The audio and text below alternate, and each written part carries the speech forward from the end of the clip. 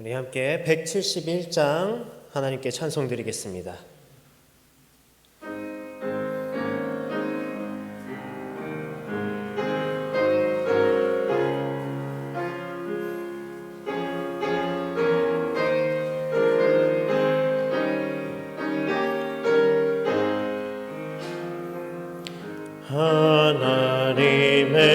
하나님의 독생자 예수 날 위하여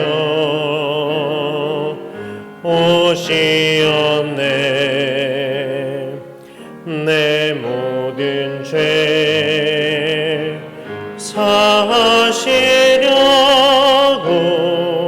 십자가 지셨으나 다시 사셨네. 살아계신 주 나의 참된 소망 두려움이 사라지네. 사랑의 주네 갈 길 인도하니 내 모든 삶의 기쁨 늘 충만하네. 주 안에서 거듭 나누리 기뻐하며 찬양하리. 가슴 속에 넘치는 확신 우리의 가는 길에 소망 넘치네. 살아계신 주 나의 참된 소망 두려움이 사라지네. 사랑의 주네 갈 길 인도하니 내 모든 삶의 기쁨 늘 충만하네.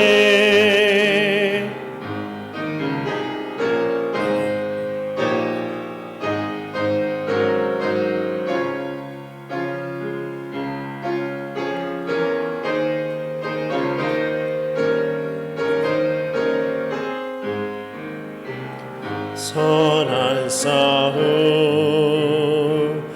다 마친 후에 우리 주님 외우리라. 사망 원세 다 물리치고 주님이 다스리니 영광 넘치네. 살아계신 주 나의 참된 소망 두려움이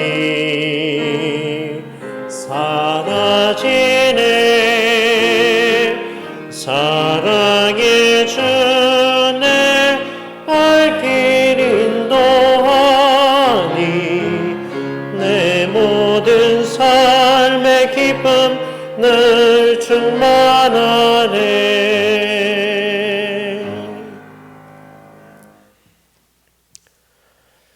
우주 만물을 창조하시고 세상 모든 나라를 권능으로 다스리시는 하나님, 오늘도 하나님께서 주신 하루를 보내고 기쁨으로 주님께 찬양과 경배를 올려드립니다.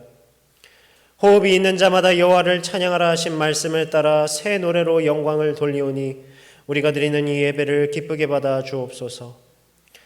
차가운 땅에 온기를 주심과 같이 우리 심령의 성령을 충만케 허락하시고 우리 영혼의 은혜의 단비를 내려 주옵소서.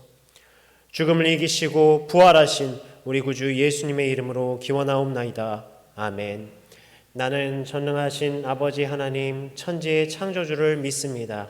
나는 그의 유일하신 아들 우리 주 예수 그리스도를 믿습니다.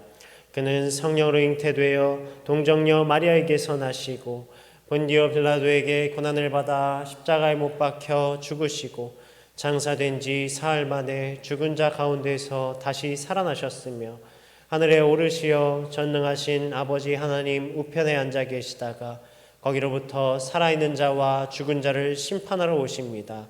나는 성령을 믿으며 거룩한 공교회와 성도의 교제와 죄를 용서받는 것과 몸의 부활과 영생을 믿습니다. 아멘.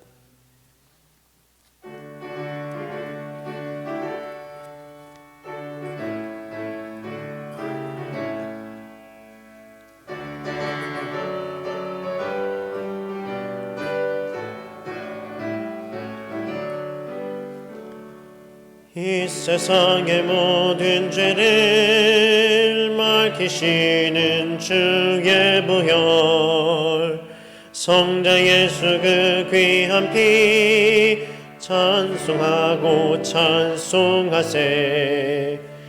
주님 앞을 멀리 떠나 길을 잃고 헤맬 때에 나의 뒤를 따라오사 친히 구원하셨도다. 흰 눈보다 더 주의 흘리신 보혈로 이게 씻어 주옵소서. 가시관을 쓰셨으니 피로 얼굴 물드셨고 십자가의 모진 고통 나를 위해 당하셨네. 말로 형용할 수 없는 구세주의 구속하신 그 은혜와 그 신사랑 찬송하고 찬송하세. 흰 눈보다 더 주의 흘리신 보혈로 이에 씻어 주옵소서.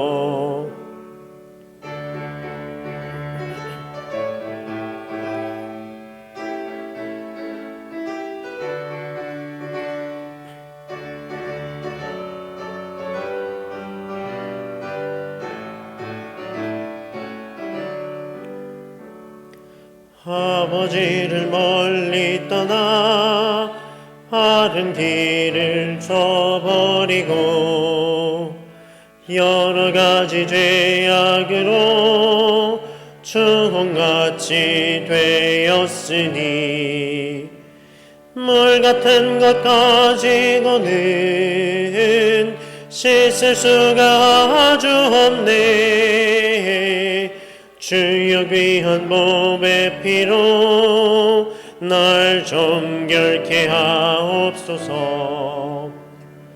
흰 눈보다 더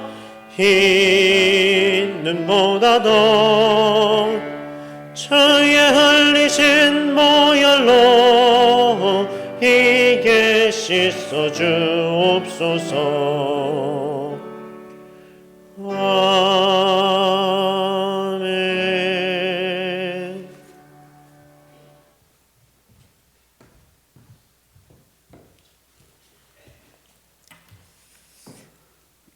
하나님 감사합니다. 지난 3일 동안도 저희들을 지켜주시고 보호해 주셨다가 이 시간 주님 앞에 나와서 머리를 숙였습니다. 주님, 주님의 뜻대로 살지 못한 저희들의 모든 죄를 용서하여 주시옵소서. 주님의 보혈의 피로 깨끗하게 씻어 주시옵시고 이 시간 온전한 몸과 마음과 영혼으로 하나님을 예배할 수 있도록 주께서 인도하여 주시옵소서. 아버지, 저희들은 연약하고 미련하여서 하나님의 뜻을 잘 알지 못합니다. 주님, 저희들의 삶 가운데 인생 가운데 찾아와 주셔서 하나님의 뜻을 알게 하여 주시옵소서. 주님만이 길이요 생명 되심을 아버지 날마다 인정하며 아버지 그 길 되고 생명 되시는 주님만을 믿고 의지하며 살아갈 수 있는 저희들 될 수 있도록 주께서 인도하여 주시옵소서. 아버지 온 세상이 푸르릅니다. 그 가운데 저희들 살아가고 있습니다. 저희들의 삶도 그와 같이 푸르르고 아버지여 청명할 수 있도록 주께서 인도하여 주시옵소서. 죄악으로 가득 차 있는 아버지의 병들고 나약한 저희들의 모든 육체와 영혼과 아버지 모든 것들을 주님께 내어 맡기오니 하나님이여 도와주시옵소서. 그리하여서 말씀 안에 살게 하여 주시옵소서. 말씀을 아버지여 의지하여 살아갈 수 있는 우리 모두가 될 수 있도록 주께서 인도하여 주시옵소서. 주님의 생명의 말씀인 언약을 아버지여 지켜 행할 수 있는 우리 모두가 될 수 있도록 주께서 인도하여 주시옵소서. 하나님 아버지 또한 기도합니다. 저희의 몸된 교회를 위해서 기도합니다. 하나님 아버지여 도와주시옵소서. 주님 축복의 통로가 되기를 원하나이다. 소망의 통로가 되기를 원하나이다. 사랑의 통로가 되기를 원하나이다. 아버지여 더 많은 이들이 모여서 하나님을 예배하고 경배할 수 있도록 주께서 인도하여 주시옵소서. 주님 비어있는 곳 채워주시옵소서. 저희들은 할 수 없사오니 주님께 간구하오니 아버지 도와주시옵소서. 세상 가운데 방황한 이들을 지켜주시옵시고 그들을 불러주셔서 주님의 말씀을 아버지여 듣고 아버지 주님의 말씀 가운데 살고 주님의 말씀 가운데 의지하며 살아갈 때 주님의 자녀인 것이 행복하다고 고백할 수 있는 그들 될 수 있도록 주께서 인도하옵소서. 아버지 십자가를 바라보게 하여 주시옵소서.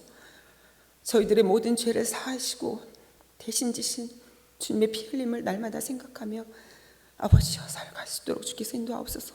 부족합니다. 연약합니다. 하나님 도와주시옵소서. 주님의 강한 팔로 붙들어 주시옵소서. 날마다 기도하는 삶 되기를 원하나이다. 하나님께 부르짖고 아버지가 찾고 두드릴 때 주님께서 응답하시고 찾게 하시고 열리게 하신다오니 아버지 그 말씀 의지하여서 더욱더 기도하게 하시옵소서. 또한 아버지여 찬양이 이 아버지 저희 교회에서 흘러넘치게 하여 주시옵소서. 온 세상을 향하여 열방을 향하여 아버지여 퍼져나갈 수 있는 그러한 축복의 통로 될 수 있도록 주께서 인도하여 주시옵소서. 먼저 믿는 우리들이 아버지여 주님 앞에 서기에 부끄럽지만은 아버지여 도와주소서. 모든 믿지 않는 그들에게 본이 될 수 있는 삶을 살아갈 수 있도록 주님 도와주시옵소서. 죄 가운데 서지 않게 하옵소서. 바른 길로 주님께서 인도하시는 그 길을 아버지와 날마다 선한 싸움 싸우며 살아갈 수 있도록 주께서 인도하여 주시옵소서. 또한 아버지 곧 5월 가정의 달을 맞습니다. 하나님 함께하여 주시옵소서. 아버지 어린아이들부터 장년부에 이르기까지 주 안에서 하나 되게 하여 주시옵소서. 주님께서 허락하신 가정 아버지여 기쁘고 감사함으로 잘 아버지여 감당할 수 있도록 주께서 인도하옵소서. 기도하는 어머니들 되게 하시고 기도하는 아버지들 되게 하시고 기도하는 자녀들 되게 하셔서 하나님 안에서 우리 모두가 하나인 것을 날마다 고백하며 기쁨 가운데 살아갈 수 있는 아버지 그러한 가족들로 회복시켜 주시옵소서. 또한 그러한 교회 공동체가 될 수 있도록 주께서 인도하여 주시옵소서. 각 기관마다 지켜주시옵시고 하나님께 기도하며 아래는 그 기도들 들으시고 응답받을 수 있는 놀라운 역사도 있게 하여 주시옵소서. 하나님 아버지의 병중에 있는 이들을 아버지 지켜주시옵소서. 주님의 보혈 레페로 깨끗하게 하여 주시옵시고 하나님께서 허락하신 놀라운 기적이 아버지 있게 하여 주시옵소서. 또한 아버지 담임 목사님 지켜주시옵소서. 아버지 건강하게 하셔서 다시금 이곳에서 주님의 말씀을 선포할 수 있는 아버지 그 시간을 주께서 허락하여 주시옵소서. 하나님 오늘 전도사님을 통하여서 귀한 말씀 받습니다. 마음 반에 새기게 하여 주시옵소서. 또한 지켜 행할 수 있는 우리 모두가 될 수 있도록 주께서 인도하여 주시옵소서. 아버지 저희들은 부족하지만은 주님께서 함께 하시면 그 권능의 아버지의 능력의 손이 아버지여 온 세상 가운데 펼쳐질 수 있도록 주께서 인도하여 주시옵소서. 나는 길이요 진리요 생명이라고 말씀하셨사오니 길이요 진리요 생명 되신 우리 주님께만 영광 돌릴 수 있는 우리 모두가 되게 하옵소서.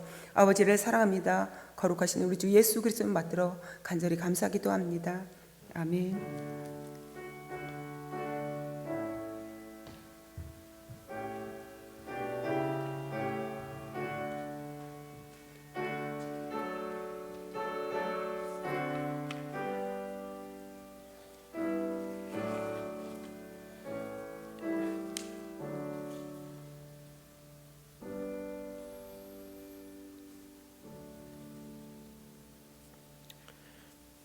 오늘 우리에게 주신 하나님의 말씀은 갈라디아서 2장 11절에서 21절 말씀입니다. 갈라디아서 2장 11절에서 21절 말씀, 신약성경 303면입니다.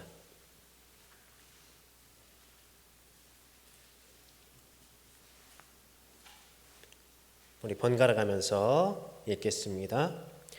게바가 안디옥에 이르렀을 때에 책망받을 일이 있기로 내가 그를 대면하여 책망하였노라.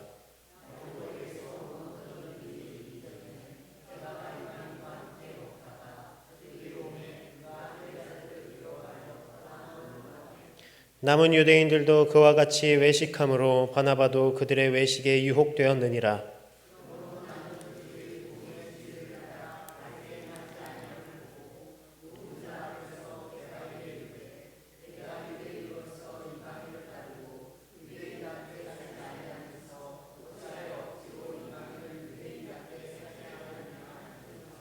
우리는 본래 유대인이요 이방 죄인이 아니로되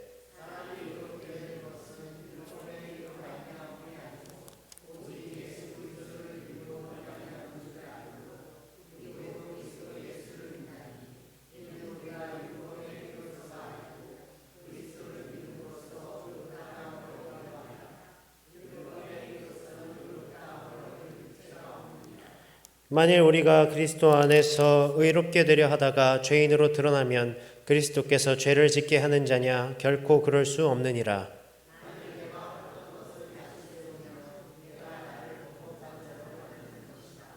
내가 율법으로 말미암아 율법에 대하여 죽었나니 이는 하나님에 대하여 살려 함이라.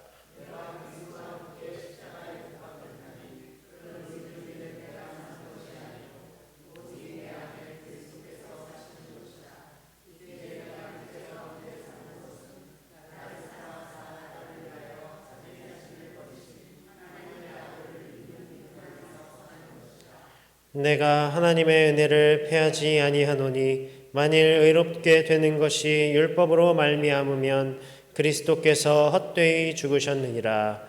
아멘. 하나님께서 오늘도 우리에게 주시는 이 말씀을 통해서 풍성한 은혜 누리시기를 간절히 바랍니다. 우리의 삶 가운데에서 우리가 여러 방면으로 노력하고 또 열심을 다하는 것들이 있습니다. 직장인 분들은 일을 열심히 해가지고 돈을 번다든지, 학생들은 또 공부를 열심히 해가지고 성적을 내고, 또 운동을 열심히 해가지고 또 몸이 좋아진다든지, 몸을 좋게 만든다든지, 그렇게 노력을 합니다. 그런데 이 모든 것들은 쉽지가 않아요. 쉽지가 않습니다. 왜냐하면 내가 하루하루 하는 것에 대한 그런 눈에 보이는 어떠한 발전이 없기 때문이에요. 그런데 어느 구간을 지나면요, 이제 그 구간을 지나면 내가 노력한 것에 대한 결실이 결국에는 보이기 시작합니다. 예를 들면 급여 인상이나 보너스로 보이기도 하고, 시험 성적이 나오죠. 그 시험 성적으로 보이기도 하고, 또 온몸에 느껴지는 힘과 멋있는 몸매, 이런 것으로 나타나기 시작합니다. 그것에 탄력을 더 받아서, 보이니까 탄력을 더 받아서 더 열심히 하겠죠. 그런데 우리 신앙은 어떻습니까?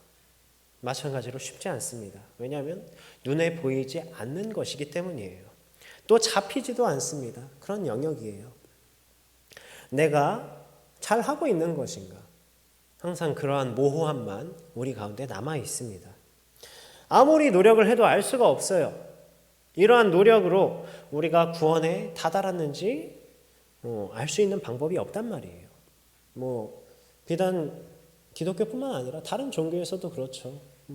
얼마나 열심히 고행을 쌓고 수행을 해야지 이 열반에 이르는가? 아니면 얼마나 열심히 또 해야지, 노력을 해야지 14만 4천에 드는가? 그런지 모른단 말이에요. 알 수가 없습니다. 그래서 끊임없는 노력을 하는 겁니다. 어찌 보면요, 계속해서 우리가 나누는 이 율법주의의 문제가 바로 이러한 것으로부터 오는 겁니다. 눈에 보이지 않는 결과를 눈에 보이게끔, 그래서 눈에 보이는 것으로 착각하게 하는 그런 것이 바로 율법주의예요. 그러니까 어떻게 되겠습니까? 율법과 전통에 더욱더 열심을 다하고 그 열심을 다하다 보면 정도의 차이가 나겠죠. 사람마다. 이 사람은 어느 정도 했고 저 사람은 어느 정도 했고 그것은 자신과 다른 사람을 구분하는 그런 척도가 되어버립니다.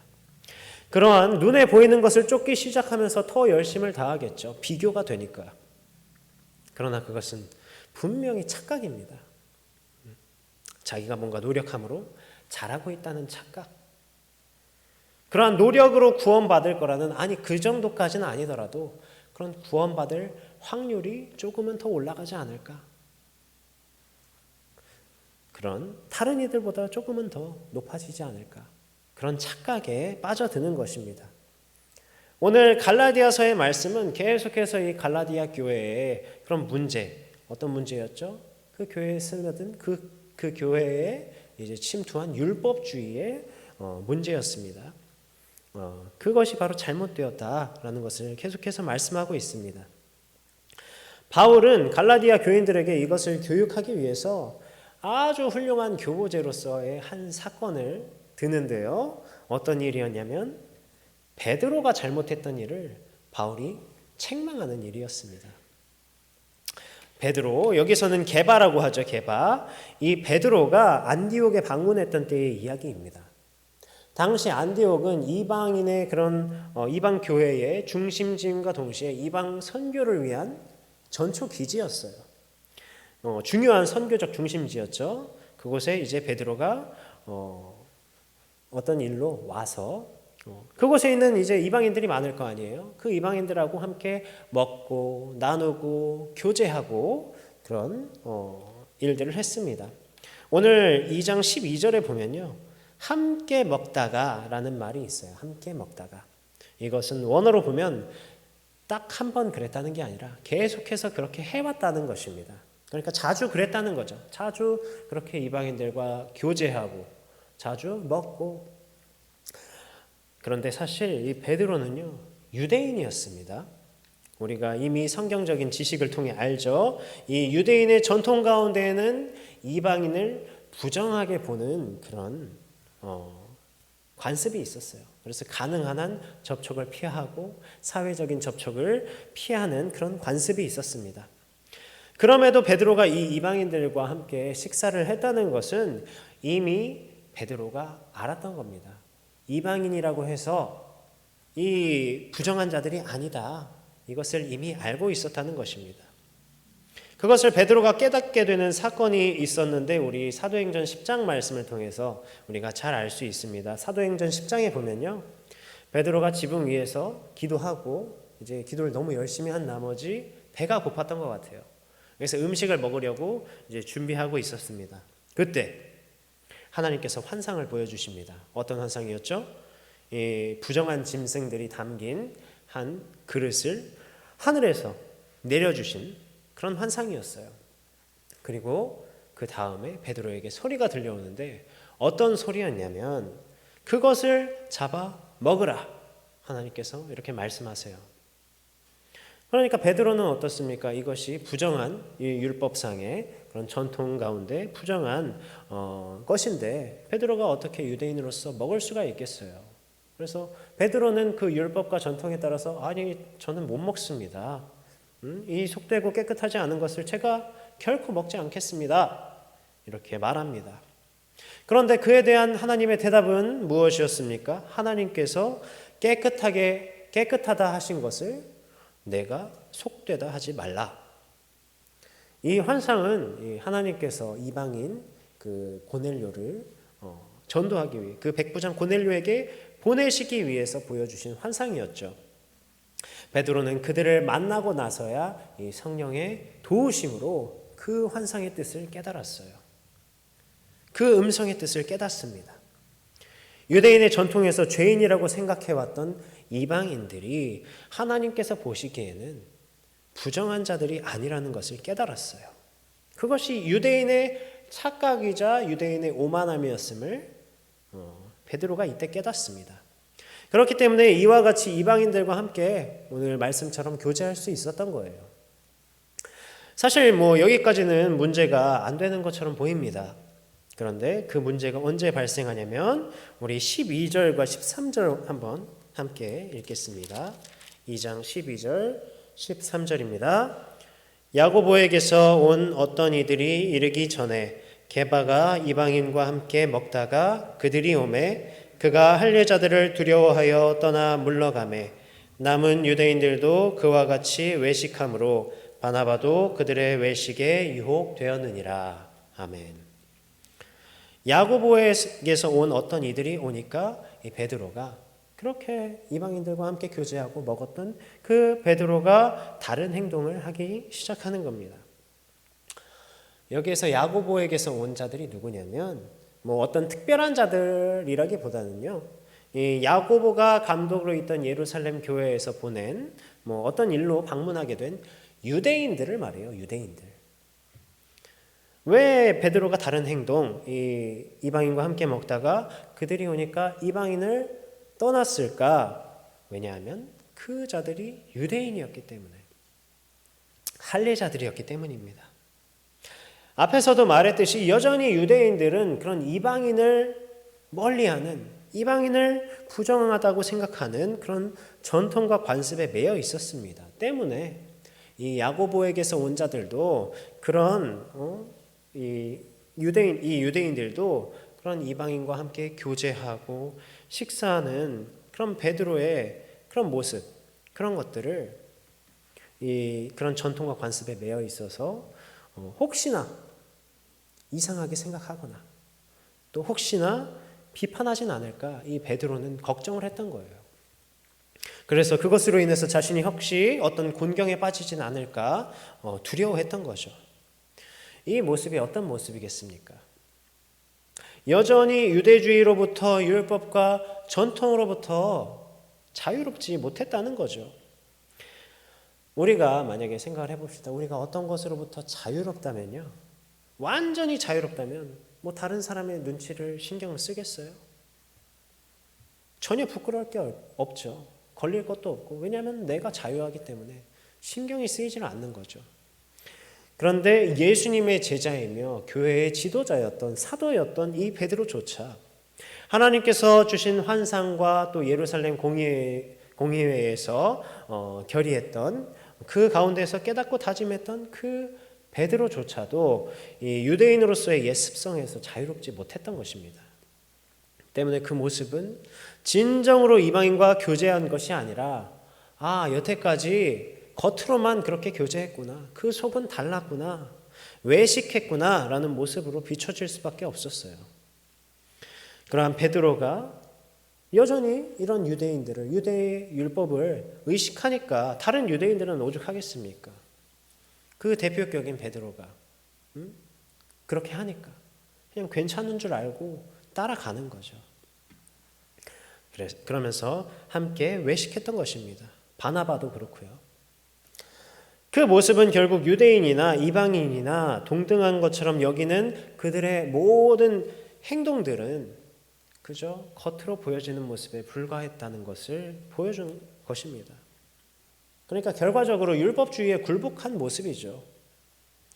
그러니까 바울이 어떻게 했어요? 이 사도라는 사람이 예수님 그렇게 따라다니면서 예수님 말씀 듣고 예수님께 배운 이 베드로, 이 사도라는 사람이 여전히 그런 율법에 얽매여 있으니까 도저히 넘어갈 수 없는 사안이었어요. 그래서 그를 대면해서 책망한 것입니다. 그러한 행동은 외식하는 것이다, 잘못된 것이다, 이렇게 책망한 거예요. 만약에 이러한 외식하는 행동을 그대로 내버려 두었으면 어떻게 했어요?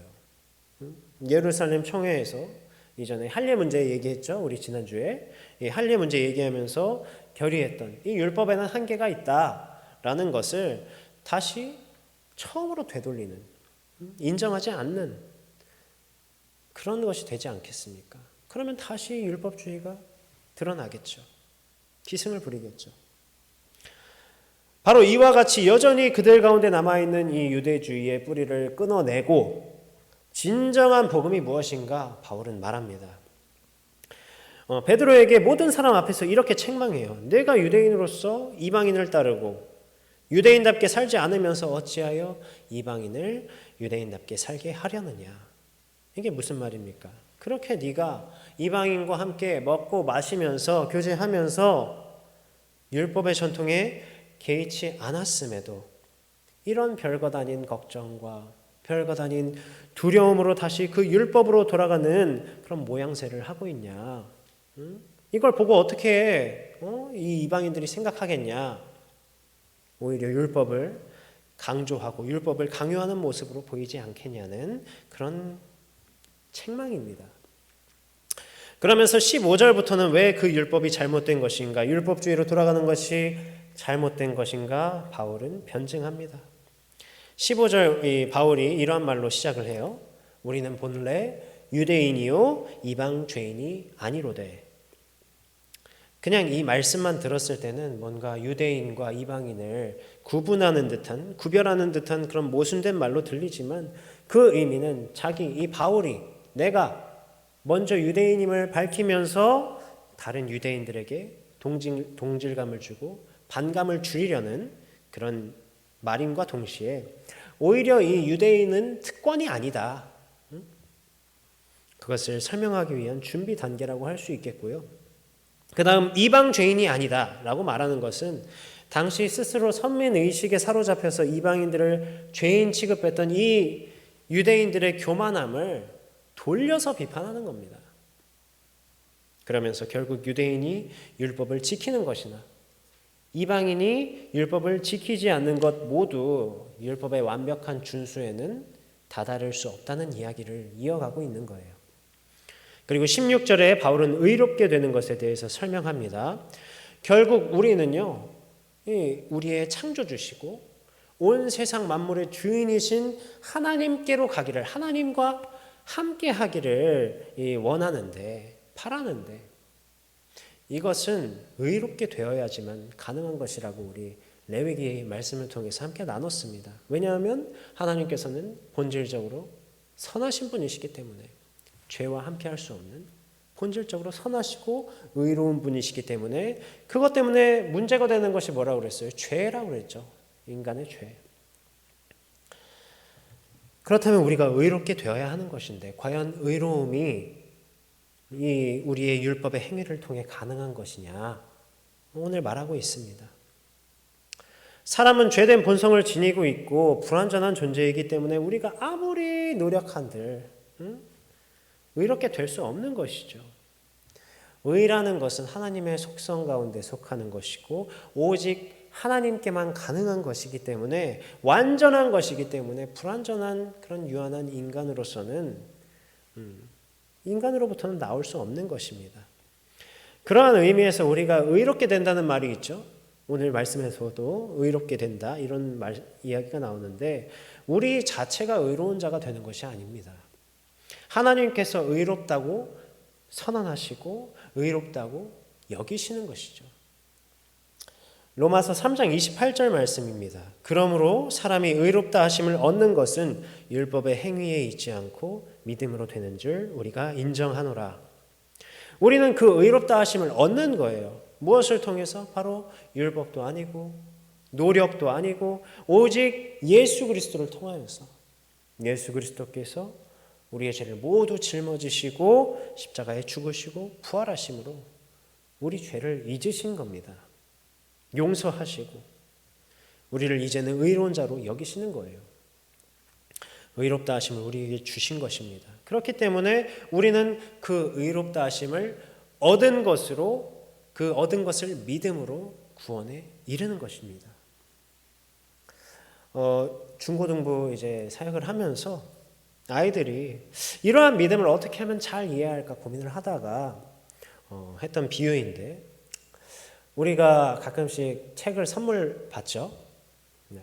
요즘에는 뭐 책 선물하는 거, 책 선물 받는 거 그렇게 안 좋아하는 것 같긴 한데 그런 이야기 아마 들어보셨을 거예요. 부모님이 아이에게 책을 한 권 선물을 합니다.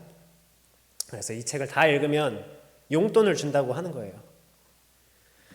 그런데 이 아이가 그걸 안 믿고 책을 안 읽습니다. 뭐 읽다 그만두거나. 그런데 사실은 어떻죠? 그 책 맨 뒷장에 그 용돈이 껴있는 거예요. 사실 이미 용돈은 부모님께서 아이에게 이미 주신 것입니다. 준 것이죠. 그런데 이 아이는 부모의 말을 믿지 못하고 책을 안 읽고 이미 주어진 것이지만 그것을 얻지 못하지 않았습니까? 여기서 추가로 이 유대주의자들은 오히려 율법이라는 전혀 다른 그런 책을 펴고 있는 겁니다. 다른 책을 열심히 읽고 그래서 아무것도 없는 책에서 그것을 발견하려고 하는 그런 애쓰고 있는 그런 모습이에요. 율법의 행위로서는 닿을 수 없는 것에 계속해서 몰두하고 있는 모습입니다. 마치 선악과를 먹음으로써 하나님과 같이 될 수 있다라고 생각한 그런 아담과 하와의 모습을 그대로 답습하고 있는 거죠. 예수 그리스도의 십자가로 인해서 우리에게 하나님께서는 이미 의롭다 하심을 허락하셨습니다. 이미 우리에게 주신 거예요. 그러나 우리가 그것을 믿지 않는다면, 그것을 깨닫지 못한다면 오히려 우리의 눈이 다른 곳에 향해 있다면 우리에게 그것이 어떻게 의미가 있겠습니까? 우리에게 이미 주셨으나 우리는 믿지 못하기 때문에 받지 못한 것이 되어버리는 겁니다. 그렇다면 우리의 반응은 무엇이 되어야 할까요? 하나님께서 우리에게 주신 그 구원의 은혜, 의롭다함으로 여겨주시는 은혜에 우리는 믿음으로 그저 화답하는 것입니다. 그리고 하나님의 약속을 신뢰함으로 응답하는 것입니다. 다른 어떠한 율법적인 조건을 붙이는 것이 아니라 오직 하나님께서 우리에게 주신 이 은혜의 선물을 기쁨으로 받는 거예요. 사실 유대 기독교인들의 이 잘못은요, 예수님을 믿지 않는 것이 아니었습니다. 그들도 예수님을 믿었어요. 그러나 그것으로 부족하다 여겼던 것입니다. 그래서 그들의 열심을 통해서, 순종을 통해서, 율법을 통해서 덧붙이려고 한 거예요. 그 믿음에. 우리의 신앙 또한 그렇습니다. 우리는 바로 이러한 은혜에서, 은혜 안에서 살아가는 자들이지 그 위에 무엇인가 나의 행위를 덧붙이는 자들이 아닙니다. 그러한 면에서 사실 이러한 우리 이 성경 말씀이 기초가 되지 않는다면, 우리의 신앙 가운데 기초가 되지 않는다면 우리에게는 많은 혼란이 찾아옵니다. 믿음도 어떻게 보면 나의 노력이 아닌가? 내가 노력해서 믿어서 구원을 받는 것이 아닌가? 뭐 나의 선택이나 나의 행동으로서 구원받는 것이 아닌가? 우리는 그 초점이 어디에 맞추어 있냐를 보는 것입니다. 우리의 믿음이 어떠한 노력으로서 이 칭의, 의롭다함을 얻게 하는 것이 아니라, 그거에 보탬이 되는 것이 아니라 우리에게 주신 은혜를 그저 우리는 믿음을 통해서, 그 믿음을 통해서 우리의 것임을 고백하는 겁니다. 그렇다면 한편으로 이러한 문제가 있을 수 있겠죠. 그렇다면 우리는 아무 노력도 안 해도 되는 건가요? 그냥 우리 살고 싶은 대로 살면 되지 않겠습니까? 이런 질문들이 나오겠죠. 어차피 하나님께서 우리에게 의롭다 하심을 주셨기 때문에 그것을 믿기만 하면 상관없는 것이 아닌가? 죄 지으면서 살아도 되는 것인가? 라고 하는 생각 자체가 잘못된 것입니다. 실제로 로마서 3장이나 6장에 보면 이 죄에 거하는 것이 더욱 풍성한 은혜를 누리게 하는 것이 아니냐라고 오해하는 자들도 있었고요. 오늘 2장 17절에서도 보면 이와 같은 은혜가 더 죄를 짓게 만드는 것은 아니냐, 이런 문제들이 제기되지만 그 은혜 가운데, 구원 가운데, 예수 그리스도 가운데 있는 자들의 모습은 결코 그럴 수 없다, 바울은 이야기합니다. 먼저는 율법의 얽매임으로부터 오는 죄는 예수 그리스도로 말미암아 자유케 되었기 때문이고, 예수 그리스도께서 완성하셨기 때문에. 그럼에도 죄인의 삶을 사는 것은 의롭다 하심을 무시하고 남용하는 행위죠. 나의 욕심을 위해서. 오히려 죄와 사망의 권세에서 예수님께서 이미 건지셨는데 다시 그 죄와 사망 속으로 들어가는 것이 바로 그런 모습입니다. 그것은 예수 그리스도의 그 구원을 욕되게 하는 것이죠. 만약 오늘 21절 말씀과 같이 우리의 어떤 노력이나 율법의 행위로 구원을 얻게 된다면 예수님께서는 헛되게 죽으신 것입니다. 왜냐하면 우리가 알아서 해결할 수 있는 것이기 때문이니까요. 그러나 그것이 아니죠. 우리는 결국 예수 그리스도를 통한 하나님의 은혜로만 의롭다 하심을 얻고 구원받은 것입니다. 그리고 그 복음에 대한 고백이 오늘 20절에 나타납니다. 우리 2장 20절 함께 읽겠습니다. 2장 20절입니다. 내가 그리스도와 함께 십자가에 못 박혔나니 그런즉 이제는 내가 사는 것이 아니요 오직 내 안에 그리스도께서 사시는 것이라. 이제 내가 육체 가운데 사는 것은 나를 사랑하사 나를 위하여 자기 자신을 버리신 하나님의 아들을 믿는 믿음 안에서 사는 것이라. 아멘. 우리는 바로 우리를 구원하신 유일한 길, 이 예수 그리스도를 우리의 구주로 영접한 자들입니다. 20절의 말씀과 같이 그분과 함께 내가 영적으로 십자가에 달린 것입니다. 그리고 그를 통해서 살았고 바로 나를 사랑하셔서 나를 위하여서 자기 자신을 버리신 예수 그리스도를 위해서 그 예수 그리스도를 믿고 살아가는 것입니다. 사랑하는 성도 여러분, 바로 이 예수 그리스도께서 우리에게 죄와 사망으로부터 율법의 굴레로부터 자유를 허락하셨습니다. 우리가 온전히 그 믿음 안에서 그 은혜에 화답하고 기뻐하고 자유와 평안을 누리는 그 믿음의 성도들 되시기를 간절히 바랍니다. 이 시간 우리 함께 기도할 때 오직 우리의 구원은 예수 그리스도의 십자가 은혜로 주어진 것을 우리가 믿습니다. 다른 우상들도 아니고 나의 노력이나 행위도 아니고요. 나의 의도 아니고 오직 예수 그리스도의 십자가로 허락된 의로움에 감사와 찬양으로 화답하고 그 안에서 참된 자유와 평안을 누리는, 그리고 그 자유와 평안의 복음으로 초청하는, 아직 그 복음을 모르는 자들을 초청하는 자들 되게 하여 주옵소서. 우리 그 제목을 가지고 함께 기도하겠습니다.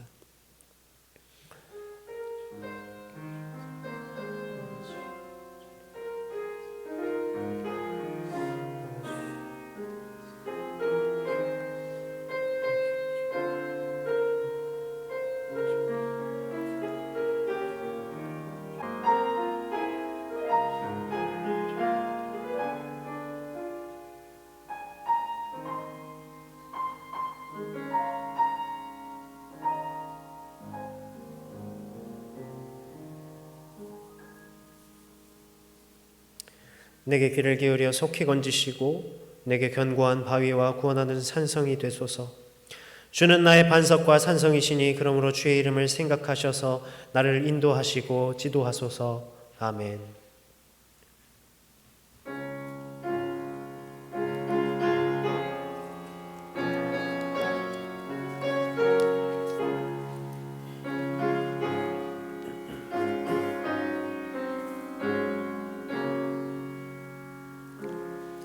주 예수보다 더 귀한 것은 없네. 이 세상 무기와 바꿀 수 없네. 영축은 내 대신 돌아가신 그 놀라운 사랑 잊지 못해. 세상 즐거움 다 버리고 세상 자랑 다 버렸네. 주 예수보다 더 귀한 것은 없네. 예수 밖에는 없네. 주 예수보다 더 귀한 것은 없네. 이 세상 명예와 바꿀 수 없네.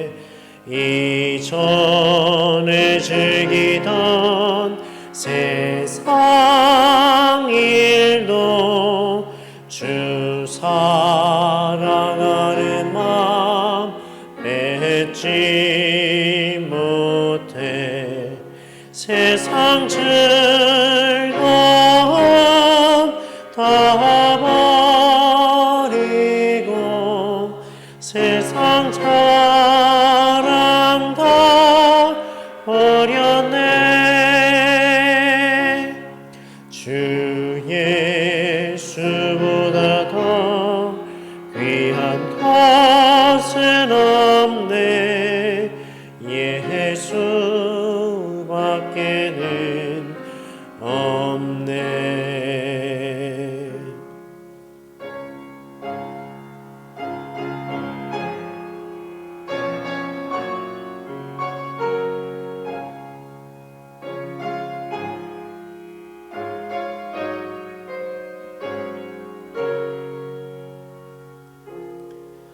주 예수보다 더 귀한 것은 없네. 이 세상 행복과 바꿀 수 없네. 유혹과 핍박이 몰려와도 주 섬기는 내 맘 변치 않아. 세상 즐거움 다 버리고 세상 자랑 다 버렸네. 주 예수보다 더 귀한 것은 없네. 예수밖에는 없네.